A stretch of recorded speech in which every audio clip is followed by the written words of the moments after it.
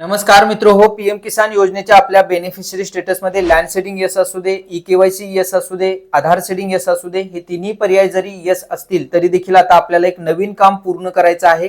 हे काम आपलं जर पूर्ण असेल तरच आपल्याला पीएम किसान योजनेचा पुढील येणारा 19वा हप्ता मिळणार आहे। ते कोणतं नवीन काम पूर्ण करायचं आहे चला सांगतो, पण त्याआधी चॅनल वरती पहिल्यांदा झाला असाल तर चॅनलला सबस्क्राइब करा, शेजारी दिलेल्या बेलला न विसरता प्रेस करा।